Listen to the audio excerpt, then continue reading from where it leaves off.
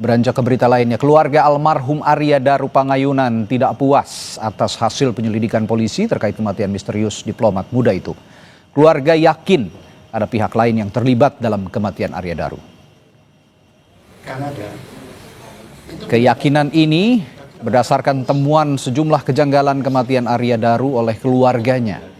Keluarga pun mengungkap diplomat Kemlu itu telah mempersiapkan matang kepindahan keluarganya ke Finlandia. Keluarga meminta kematian Arya Daru diungkap transparan agar tidak ada asumsi liar serta memberikan ketenangan bagi almarhum dan keluarga.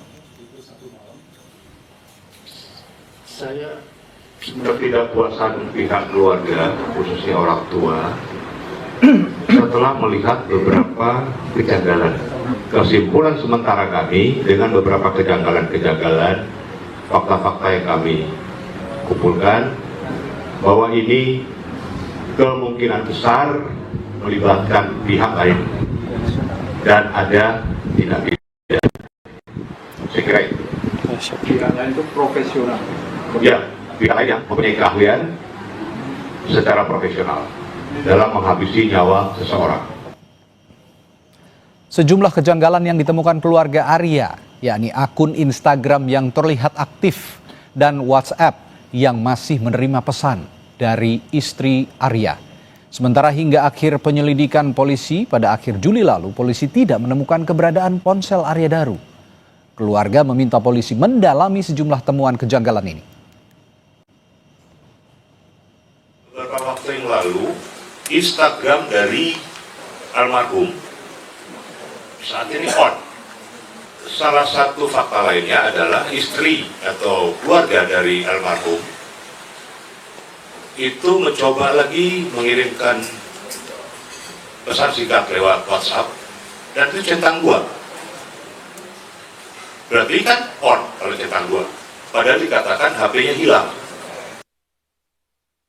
Dan kita akan tanyakan lebih dalam terkait fakta-fakta baru kematian diplomat muda Arya Daru Pangayunan bersama kuasa hukum keluarga Arya, Nikolai Aprilindo. Selamat malam Pak Nikolai.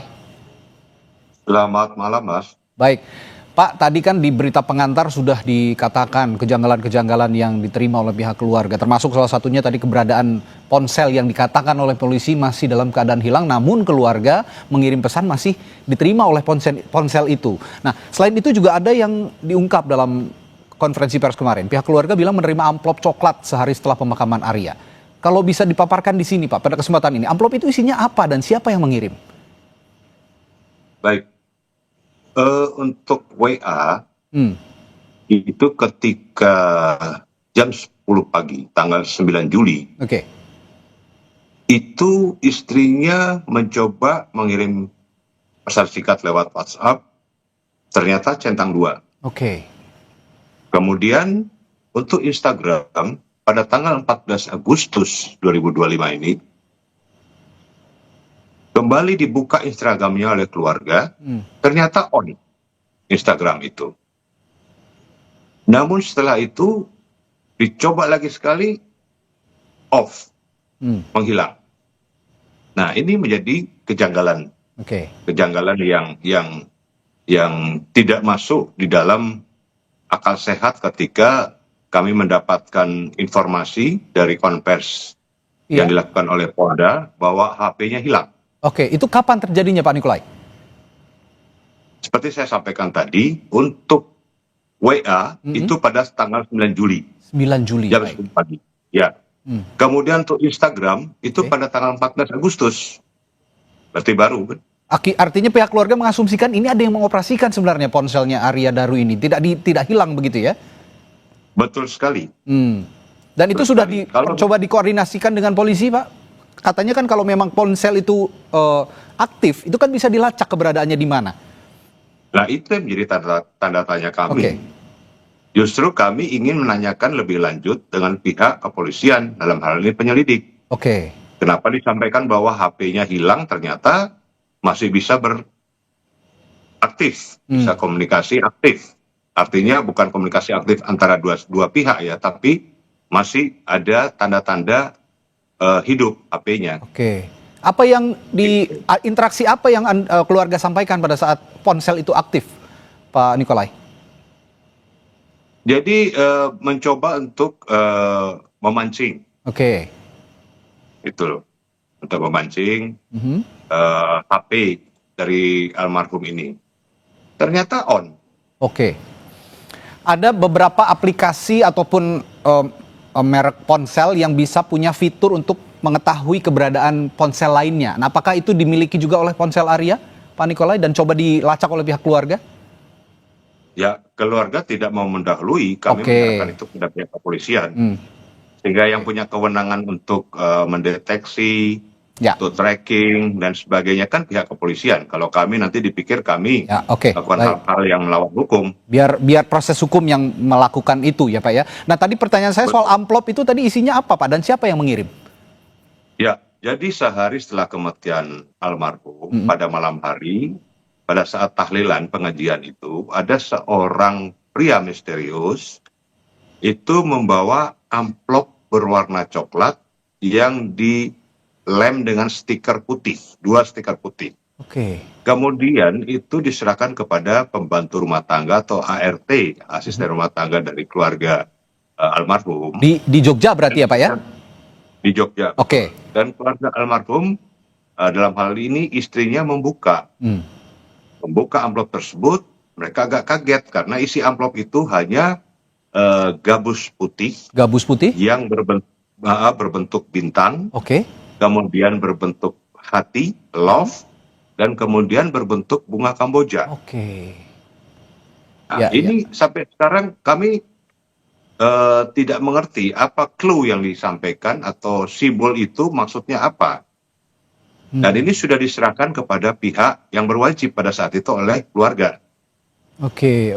Nah, setelah istrinya membuka, kemudian kaget dan merasa tidak mengerti dengan amplop itu, dengan isi amplop itu, dan dimasukkan ke dalam plastik dan menyerahkan itu kepada pihak penyelidik.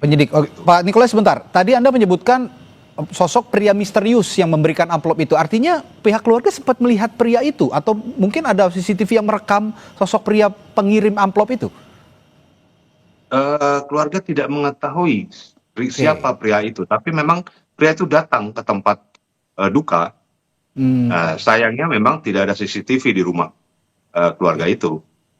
Oke, dan itulah fakta-fakta yang selama ini tidak diungkap polisi dan baru diungkap oleh pihak keluarga. Nah, Pak Nikolai, Anda juga sempat menyebutkan ada sosok profesional di balik kematian almarhum Arya Daru. Siapa yang dimaksud sosok profesional ini, Pak Nikolai? Jadi begini, Mas. Kalau kematiannya itu dengan diplastikin dulu wajahnya, kemudian dilakban sedemikian rupa, ya.